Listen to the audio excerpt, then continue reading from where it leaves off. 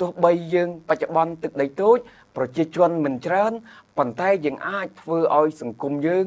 រីកចម្រើនតាមរយៈសេដ្ឋកិច្ចតាមរយៈជារៀមច្បងនៃវប្បធម៌អាស៊ីអាគ្នេយ៍នេះនៃចំនួនយុវជនជាភាគលាភប្រជាសាស្ត្រក្នុងការកំណត់តុល្យភាពរវាងការអភិរក្សនិងការអភិវឌ្ឍដើម្បីកសាងសង្គមសេដ្ឋកិច្ចនិងនយោបាយនៅកម្ពុជានៅក្នុងបរិបទនៅក្នុងយុគសម័យទំនើបនេះការលើកស្ទួយវប្បធម៌មិនមែនមានន័យត្រឹមតែលើកស្ទួយរបាំប្រពៃណីទេតែជាការលើកស្ទួយនៅដួងព្រលឹងជាតិខ្មែរនឹងស្ដារឡើងវិញនៅការអភិវឌ្ឍសង្គមសេដ្ឋកិច្ចដើម្បីខ្មែរត្រឡប់ទៅរកសម័យកាលដ៏រុងរឿងសម្រាប់កម្មវិធីសន្ទនាមតិយើងនៅក្នុងថ្ងៃនេះគឺយើងបានលើកយកប្រធានបទការចូលរួមរបស់យុវជនក្នុងការលើកស្ទួយវប្បធម៌ប្រពៃណីខ្មែរថ្ងៃនេះដែរកម្មវិធីយើងក៏ទទួលបានវត្តមានវាគ្មិនចូលរួមនៅក្នុងកម្មវិធីនៅគណៈនេះគឺលោកបណ្ឌិតសៀនផល្លាដែលជានាយកមជ្ឈមណ្ឌលជាតិយុវជនកម្ពុជាតើការចូលរួមចំណែករបស់យុវជនក្នុងការលើកស្ទួយវប្បធម៌មានសារៈសំខាន់យ៉ាងដូចម្តេចហើយនៅក្នុងនោះបើសិនជាយុវជនយើងគាត់អត់មានការចូលរួមដោយយុវជនយើងបានលើកឡើងតើវប្បធម៌និងប្រពៃណីទំនៀមទម្លាប់របស់យើងហ្នឹងតើនឹងទៅជាយ៉ាងណាហើយមួយទៀតបើក្នុងនោះបើមិនសិនជាមានការ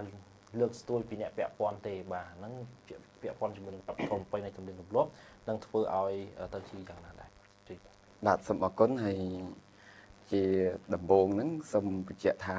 បងអូនស្រីគាត់បានលើក3ចំណុចសំខាន់ទី1បងអូនស្រីបានលើកឡើងអំពីការស្លៀកពាក់បែបប្រពៃណីខ្មែរគាត់ថានៅមូលដ្ឋានរបស់គាត់នៅភូមិឃុំរបស់គាត់ហ្នឹង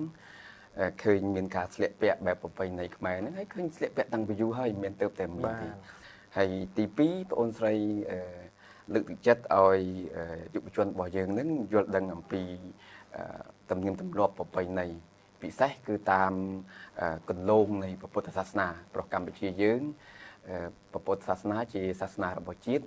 តែយើងមិនប្រកាន់សាសនាទេគឺយើងមាន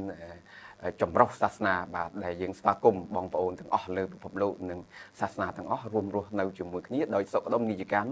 ដោយសុខសប្បាយទាំងអស់គ្នាហើយចំណុចទី3បងអូនស្រីបានសំណូមពរឲ្យយុវជនប្រកាន់ខ្ជាប់នៅវប្បធម៌ប្រពៃណីនេះជា3ចំណុចសំខាន់ដែលបងអូនស្រីបានលើកស្ថិតតែជាគំនិតយោបល់ល្អៗសម្រាប់ខ្ញុំអូនស្រីអាចលើកបានប៉ុណ្ណេះវាបង្ហាញអំពីការយល់ដឹងបង្ហាញអំពីការសង្កេតរបស់បងអូនបង្ហាញអំពីសមត្ថភាពរបស់បងអូននៅក្នុងវប្បធម៌ប្រពៃណីទៅបងអូនអាចលើកឡើងបានប៉ុណ្ណេះមិនមានសុខបងអូនលើកបាននេះគឺបងអូនចាប់អារម្មណ៍បងអូនយល់ដឹងពីវប្បធម៌ប្រពៃណីទៅបងអូនសង្កេតឃើញហើយនឹងលើកដូច3ចំណុចដែលបានលើកឡើងខាងលើនេះ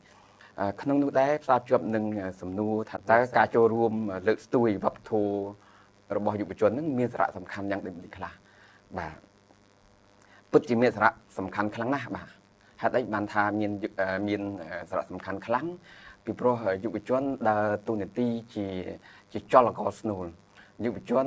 ជាកត្តាកំណត់នៅក្នុងតុល្យភាពរវាងការអភិរក្សនិងការអភិវឌ្ឍវប្បធម៌ហេតុអ្វីបានជាខ្ញុំថាយុវជនជាកត្តាកំណត់តុល្យភាពរវាងការអភិរក្សនិងការអភិវឌ្ឍវប្បធម៌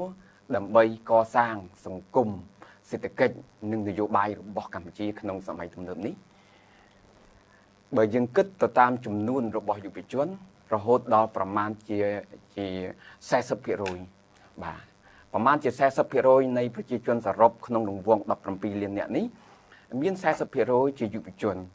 ដែលយុវជនបើយើងកំណត់តាមគោលនយោបាយជាតិស្តីពីការអភិវឌ្ឍយុវជនកម្ពុជាគឺមានអាយុពី15ទៅ30ឆ្នាំទាំងបុរសទាំងស្ត្រីទាំងនៅលីវបាទនិងស្ថានភាពអាពាហ៍ពិពាហ៍ផ្សេងៗអញ្ចឹងមិនត្រឹមតែប៉ុណ្ណោះបើយើងគិតអំពីប្រជាជនវ័យក្មេងរហូតដល់2/3នៃចំនួនប្រជាជនសរុបហើយតាមរយៈស្ថាប័នអន្តរជាតិសំខាន់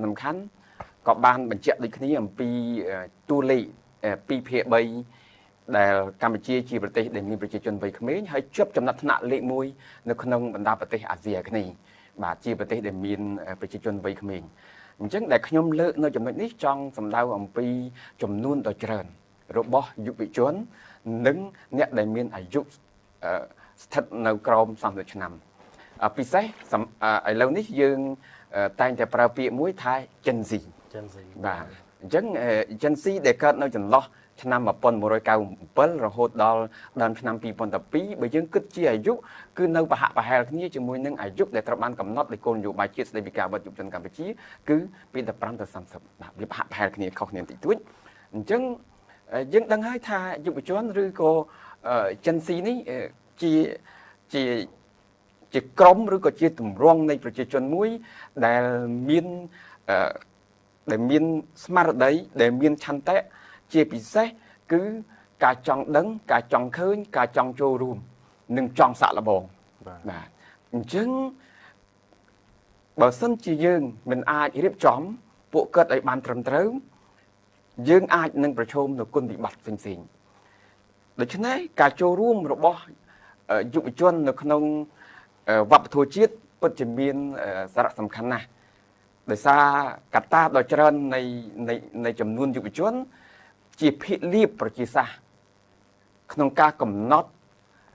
ការតុល្យភាពរវាងការអភិរក្សនិងការអភិវឌ្ឍដើម្បីកសាងសង្គមសេដ្ឋកិច្ចនិងនយោបាយនៅកម្ពុជានៅក្នុងបរិបទនៅក្នុងយុគសម័យទំនើបនេះអញ្ចឹងដូចបានលើកមុននេះបន្តិចថាបើយើងរៀបចំបើយើងគ្រប់គ្រងបានត្រឹមត្រូវនោះយុវជននឹងដើរតួនាទីជាកម្លាំងស្នូលបាទតែផ្ទុយមកវិញប្រសិនបើបាត់បង់ការចូលរួមរបស់យុវជននៅក្នុងការលើកកម្ពស់វប្បធម៌នោះជារឿងគ្រោះថ្នាក់មួយសម្រាប់សង្គមជាតិមិនមែនត្រឹមតែវប្បធម៌ប៉ុន្តែទាំងសង្គមសេដ្ឋកិច្ចនិងនយោបាយនៅកម្ពុជាពិសេសដោយការកំណត់នៅក្នុងគោលនយោបាយជាតិស្តីពីការអភិវឌ្ឍយុវជនថាយុវជនរក្សាសន្តិភាពទាំងពេលបច្ចុប្បន្ននិងអនាគតបាទអញ្ចឹងកាលណាយើងនិយាយពីសន្តិភាពវាប៉ះទាំងអស់បាទក្នុងន័យនេះខ្ញុំបកមកក្នុងប្រធានបទយើងវិញអំពីការចូលរួមរបស់យុវជននៅក្នុងសង្គមជាតិអំពីការលើកស្ទួយវប្បធម៌បាទវប្បធម៌គឺជាការសាបព្រោះនៅចំណេះដឹងវប្បធម៌គឺជាទំនៀមទម្លាប់ប្រពៃណីការអនុវត្តរបស់ប្រជាជនរបស់យើងដែលយើងមានវប្បធម៌ប្រពៃណីយូរលង់ណាស់មកហើយនោះដល់ល្អដល់ផូរផង់រហូតដល់យើងមានអរិយធម៌ដ៏ខ្ពង់ខ្ពស់រហូតคล้ายទៅជារាជាណាចក្រមួយដែលយើងអាចហៅថាជាចក្រភពខ្មែរនៅក្នុងរវាងសតវត្សទី9ដល់ទី15ដែលយើងគ្រប់គ្រងលើដែនដីអាស៊ីអាគ្នេយ៍ដីគោកភាគច្រើននាពេលនោះបាទអញ្ចឹងក្រោយមកយើងក៏មានការធ្លាក់ចុះឬក៏ជាសម័យកាលមួយដែលដណ្ដាបដោយសារតែការកកើតនៃបណ្ដាប្រទេសជិតខាងយើងនៅរវាងសតវត្សទី13សតវត្សទី14និងបន្តបន្ទាប់មកទៀតដូច្នេះយុវជនរបស់យើងក្នុងការលើកស្ទួយវប្បធម៌មិនមែនមានន័យត្រឹមតែលើកស្ទួយរបាំប្រពៃណីទេតែជាការលើកស្ទួយនៅដួងព្រលឹងជាតិខ្មែរបាទដួងព្រលឹងជាតិខ្មែរហើយនឹងស្ដារឡើងវិញនៅការអភិវឌ្ឍសង្គមសេដ្ឋកិច្ចដើម្បីខ្មែរត្រឡប់ទៅរកសម័យកាលដ៏រុងរឿងដូចពីមុនបានទោះបីយើងបច្ចុប្បន្នទឹកដីតូចប្រជាជនមិនច្រើនប៉ុន្តែយើងអាចធ្វើឲ្យសង្គមយើងរីកចម្រើនតាមរយៈសេដ្ឋកិច្ចតាមរយៈជារៀមច្បងនៃវប្បធម៌អាស៊ីអាគ្នេយ៍នេះបាទសូមអរគុណបាទសូមអរគុណច្រើនបាទប្រសាសន៍ដ៏មានអត្ថន័យរបស់លោកបណ្ឌិតសៀងផល្លាដែលជានាយកបាទមជ្ឈមណ្ឌលជាតិយុវជនកម្ពុជាបាទហើយក៏ជាសារដាស់តឿនមួយទៅដល់យុវជនយើងគ្រប់រូបបាទដើម្បីឲ្យពួកគាត់មានភ្ញាក់ឡើងវិញបាទในការចូលរួមម្ដងនេះពេលបច្ចុប្បន្ននេះយើងសង្កេតឃើញថានៅក្នុងពិធីបុណ្យសាសនាក៏ដូចជាពិធីបុណ្យជាតិយើងនីមួយៗបព្វធម៌ប្រពៃណីខ្មែរក៏ដូចជា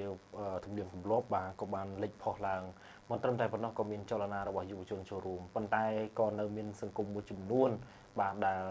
បានយកថ្ងៃនេះទៅជាថ្ងៃដែលសប្បាយរីករាយលើសកម្រិតបង្កទៅជាអំពើហិង្សាក៏ដូចជាពាក់ព័ន្ធជាមួយនឹងការងារផ្សេងដែលមិនត្រូវទៅនឹងទំនៀមទម្លាប់របស់យើងបាទនេះគឺជារឿងមួយដែលពលរដ្ឋយើងជាយុវជនមួយចំនួនបាទត្រូវតែមានការចូលរួម